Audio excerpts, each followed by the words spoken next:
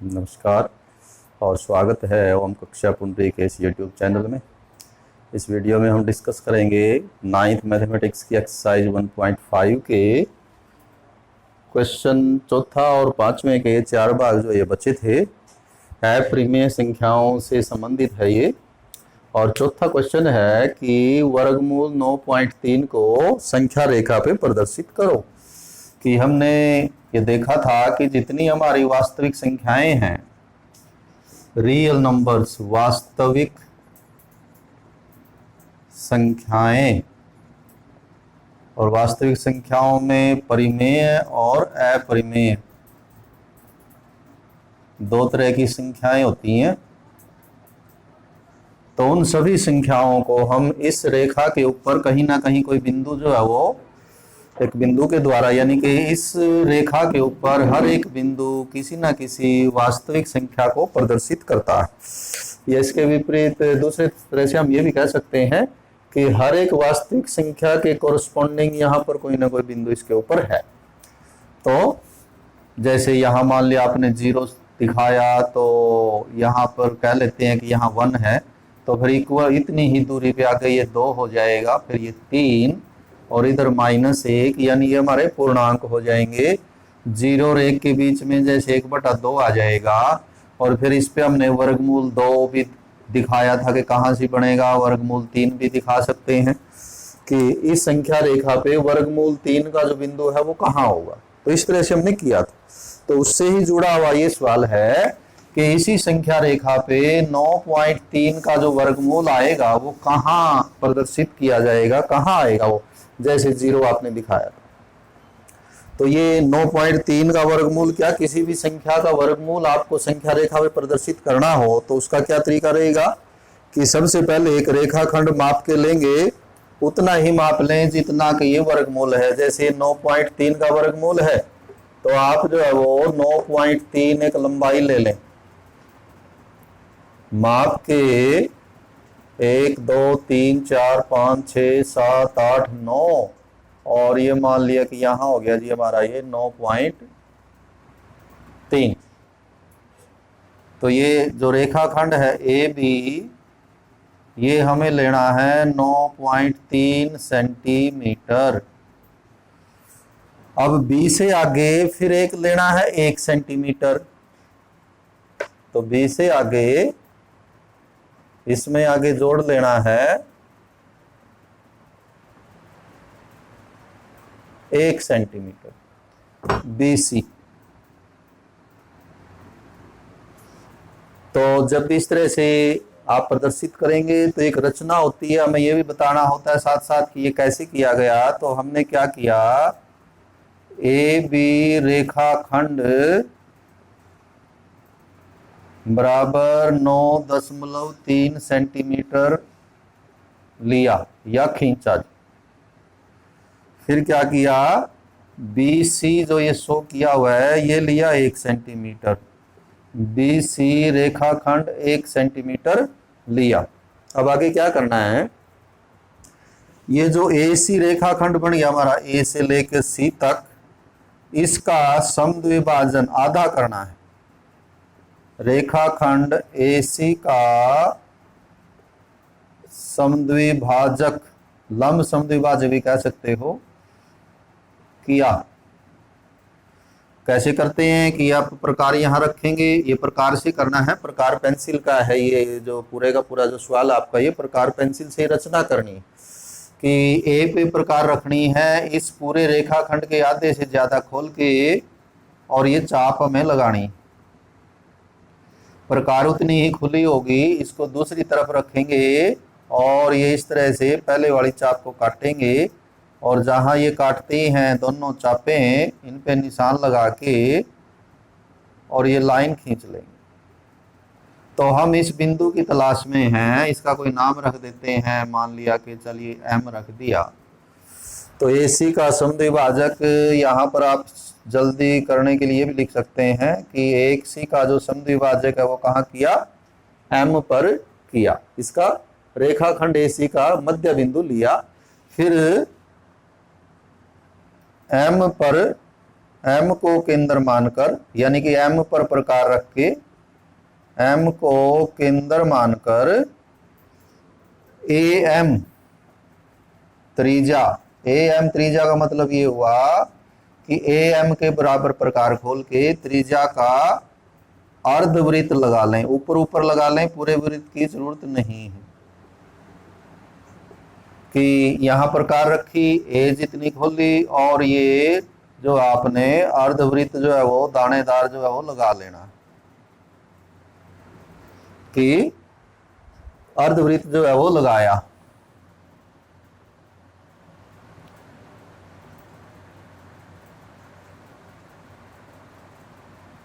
अर्धवृत्त लगाया, यहां प्रकार रखी है, ए के बराबर खोल लिया या सी के बराबर खोल लें, मध्य बिंदु है ये अर्धवृत्त लगाया।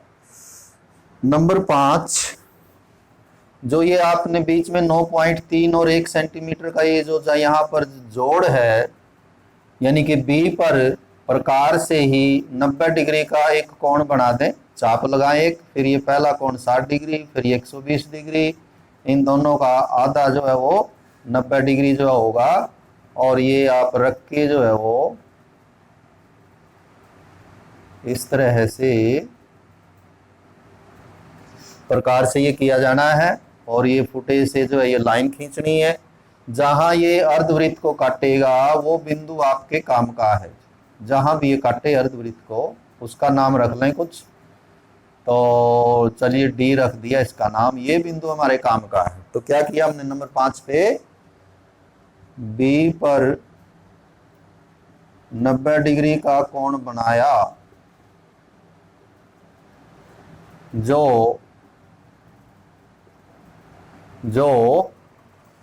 अर्धवृत्त को डी पर काटता।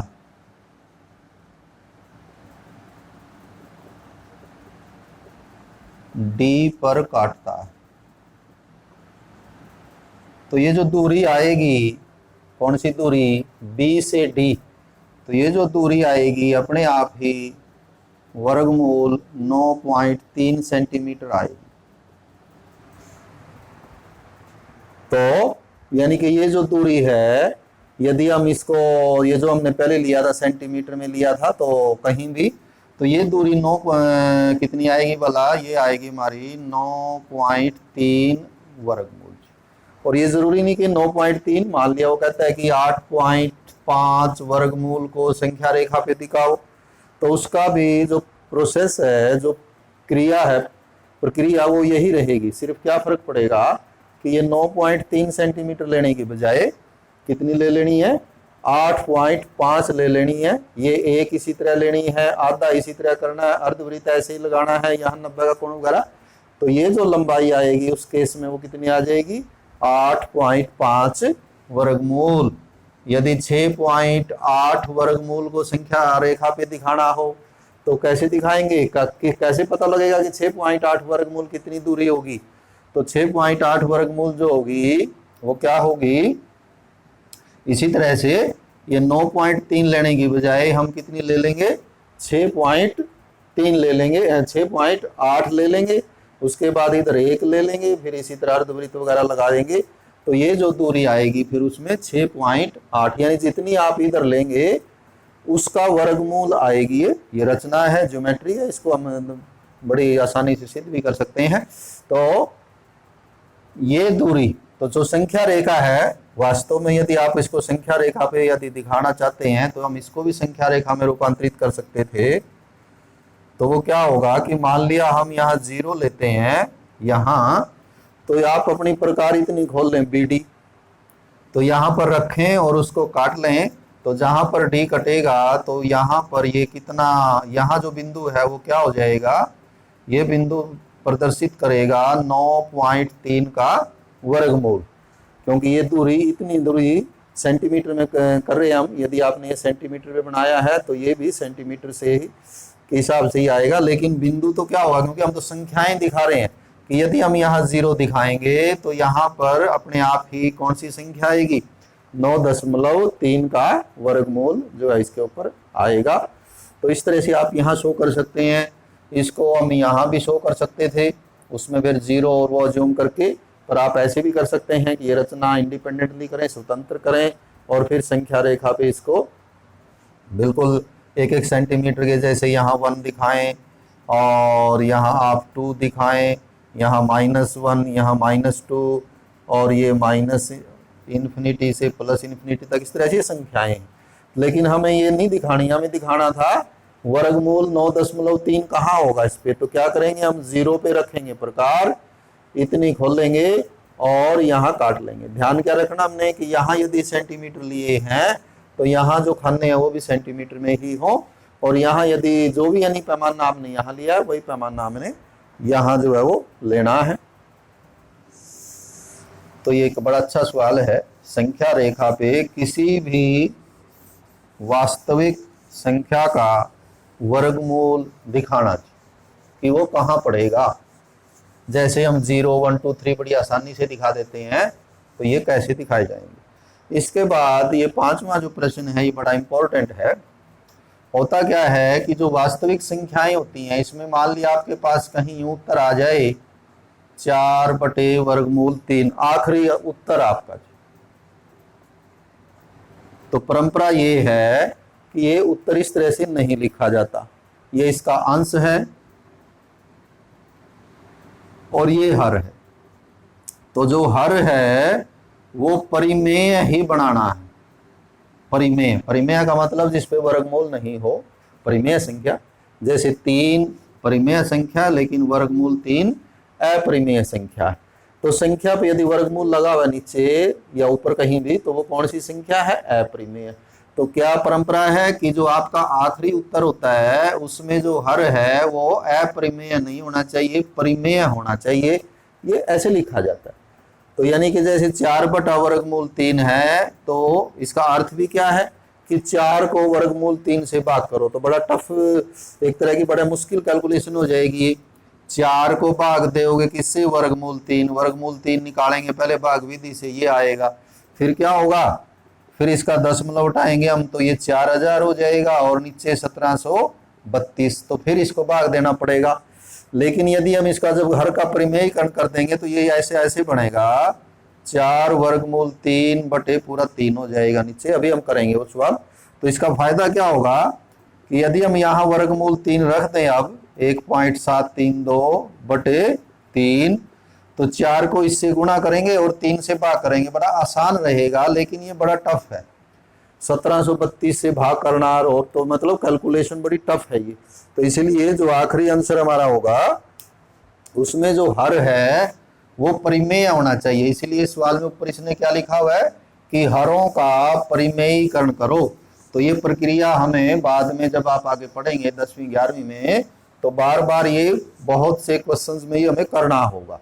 जब भी हमारा हर अपरिमेय आएगा तो उसका परिमेयीकरण करना है। तो कैसे करेंगे, तो 5वें का पहला भाग है, बड़ा आसान है ये। तो खैर क्या है, 1/√7। तो इसमें जो अंश है वो 1 है, जो हर है वो वर्गमूल 7 है। ये परिमेय है, ये अपरिमेय है। करना क्या है, हर का परिमेयीकरण करना, यानी इसका वर्गमूल खत्म करना है। तो क्या करेंगे, इसको आप वर्गमूल 7 से गुणा और भाग कर दें। ऐसा किया जा सकता है, इससे इसका मान नहीं बदलेगा क्योंकि हमने जिससे गुणा किया उससे इसे भाग कर दिया। तो कितनी हुई गुणा, ये वर्गमूल 7 एकम वर्गमूल 7। और इसको आप यूं भी लिख सकते हैं 7 49, और 49 का कितना वर्गमूल आ जाएगा, 7। तो ये जो आपकी संख्या आई और ये जो संख्या दी हुई थी, दोनों एक ही संख्याएं हैं, इनमें कोई अंतर नहीं है। लेकिन इसमें जो हर है वो अपरिमेय था, जबकि इसमें जो हर है नीचे वाला वो परिमेय है। और इसका फायदा भी अभी आपको बताया कि क्या फायदा होगा कि वर्गमूल 7 निकालेंगे, यहाँ 1 को उससे भाग देंगे, तो यानी कि काम आगे भी बढ़ जाएगा। जबकि यहाँ वर्गमूल 7 रखे सीधा 7 से भाग देना आसान होता है। तो ये यही पूरा हो गया जी। इसका जो हर है वो कैसा हो गया, हर हो गया इसका परिमेय। पहले कैसा था ये, पहले था ये अपरिमेय। दूसरा सवाल है 1/√7 माइनस वर्गमूल 6।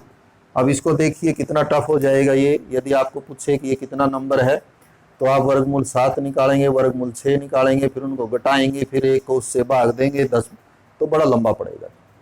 तो इसका जो ये हर है जो कि अपरिमेय है, इसका परिमेय करो इसको।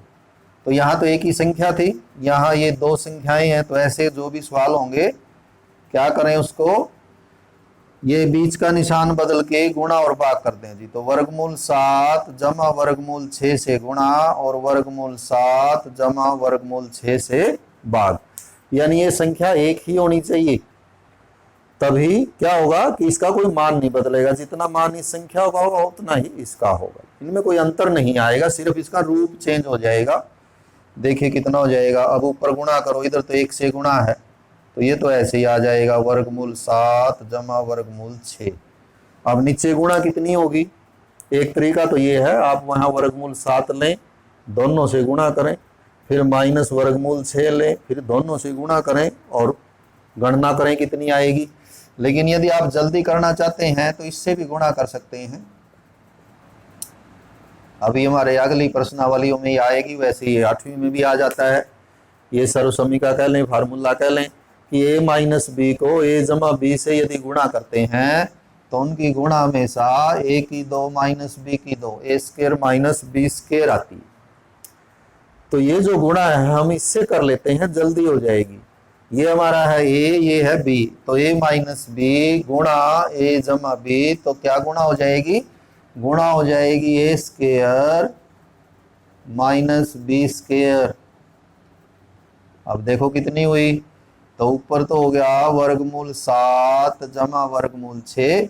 अब वर्गमूल 7 का वर्ग, तो ये वर्गमूल और वर्ग कट जाएंगे, या आप यूं भी कह सकते हैं कि ये 49 हो जाएगा वर्ग करने पे, और वर्गमूल निकल के 7 रह जाएगा, यानी पूरा 7 हो जाएगा, ये पूरा 6 हो जाएगा, और कितना उत्तर रह जाएगा, बराबर रह जाएगा आपका वर्गमूल 7 जमा वर्गमूल 6 बटे 1। तो बटे 1 लिखने का कोई असर या प्रभाव नहीं है, तो कितना उत्तर आ गया हमारा, वर्गमूल 7 जमा वर्गमूल 6। इस संख्या के मान में और इस संख्या के मान में कोई अंतर नहीं है, दोनों का मान बराबर है। लेकिन ये संख्या, इसका मान निकालना आसान है, इसका काफी मुश्किल रहेगा कि वर्गमूल 7 निकालेंगे 6 निकालेंगे, वो तो यहाँ भी निकाला है, लेकिन यहाँ निकालने के बाद सीधा उनको जोड़ देंगे उत्तर आ जाएगा, जबकि यहाँ पहले आप घटाएंगे, घटाने के बाद फिर 1 से उसको भाग भी देना है, तो दशमलव उठाना और बड़ा लंबा प्रोसेस होगा। तो इसीलिए हर का परिमेयीकरण करके जो हमें आखिरी उत्तर लिखना होता है, इसी बात के लिए ये, इस बात की प्रैक्टिस के लिए आपको ये सवाल दिए हुए हैं। तो जैसे तीसरा है उसमें भी यही काम करना है, क्या है वो, 1 बटे वर्गमूल 5 जमा वर्गमूल 2 के हर का परिमेयीकरण करो। अंश तो इसका परिमेय है, हर अपरिमेय है, तो हर का परिमेयीकरण करो, अंश चाहे जो आ जाए। तो इसी तरह करेंगे जैसे अभी किया था, वर्गमूल 5 जमा वर्गमूल 2, इसको गुणा करेंगे, निशान बदल देना है, वर्गमूल 5 माइनस वर्गमूल 2 और वर्गमूल 5 माइनस वर्गमूल 2 बदलना इसीलिए ताकि गुणा हमारी हो जाए और उससे फिर ये वर्गमूल नहीं आएगा। यदि निशान नहीं बदलेंगे तो फिर भी वर्गमूल बचेगा, नीचे गुणा ही ऐसी आएगी। तो ये गुणा ऐसी आएगी कि इसमें नीचे वर्गमूल नहीं आएगा। ध्यान देंगे फिर ये एक जैसी होनी चाहिए। तो कितनी गुणा हुई, ऊपर तो 1 से गुणा करोगे तो कुछ यही रहेगी, नीचे फिर वही हो जाएगा a जमा बी, a माइनस बी, तो गुणा हो जाएगा a square minus b square. तो ऊपर तो हो गया हमारा वर्गमूल 5 माइनस वर्गमूल 2, वर्गमूल 5 का वर्ग पूरा 5 हो जाएगा, 25 के वर्गमूल निकाल दें या वर्गमूल और वर्ग को काट दें और ये पूरा 2 हो जाएगा, और ये आपका उत्तर आ जाएगा वर्गमूल 5 माइनस वर्गमूल 2 बटे 3। इसका जो हर है वो कैसा है, इसका हर जो है वो 3 है, और 3 एक परिमेय संख्या है, यानी हर का परिमेयीकरण हो गया लेकिन संख्या वही है। ऐसा नहीं है कि मान चेंज हो गया, जितना मान इसका आएगा उतना ही इसका आएगा, सिर्फ इसका रूप बदला है और उस रूप में जो हर है वो परिमेय संख्या हमने बनाई। आखिरी है चौथा भाग, 5वें का चौथा भाग, उसमें यही करना है 1/7 माइनस 2, हर का परिमेयीकरण करें तो 1/7 माइनस 2, तो वर्गमूल 7 जमा 2, वर्गमूल 7 जमा 2 से गुणा और भाग हमने कर दिया। तो कितनी गुणा आई है, तो ये तो गुणा 1 से करेंगे तो ये तो यही आएगी वर्गमूल 7 जमा 2। नीचे फिर वही हो जाएगा a माइनस बी, ए जमा बी, तो गुणा करेंगे तो गुणा आएगी a की 2 माइनस b की 2। तो कितनी हुई, वर्गमूल 7 जमा 2। अब ये तो वर्गमूल और वर्ग कट के ये तो 7 बनेगा, लेकिन 2 पे वर्गमूल नहीं है तो 2 का वर्ग करेंगे, कितना हो जाएगा 2 का वर्ग, 4 हो जाएगा। वर्ग तो यहाँ भी किया 7 का 49, लेकिन वो वर्गमूल निकल के फिर 7 ही रह जाता है, जबकि यहाँ ऐसा नहीं है। तो कितना हुआ ये, वर्गमूल 7 जमा 2/3। तो ये आखिरी में जो संख्या आई आपकी, इस संख्या का जो हर है वो परिमेय है। करना भी क्या था हमें, हरों का परिमेयीकरण करो। तो इसका मान और ये जो शुरुआत में इसने संख्या दी थी, दोनों का एक ही मान है, सिर्फ क्या फर्क है कि इसका हर अपरिमेय है, इसका हर परिमेय है। तो आगे भी जब आप 10वीं वगैरह में क्वेश्चंस करेंगे तो उसमें भी पाएंगे कि जब भी आपका उत्तर ऐसा ऐसा आएगा तो वो वहीं नहीं छोड़ सकते हम, या वहां नहीं छोड़ना होता, उसमें फिर ये सारा प्रोसेस करके ये उत्तर लिखना होता आखिरी में। तो इसी के साथ ये जो 1.5 एक्सरसाइज हमारी थी 9th की, ये कंप्लीट होती है। तो 1.6 के साथ फिर आगे अगले वीडियो में फिर आपसे मुलाकात होगी। Have a nice day.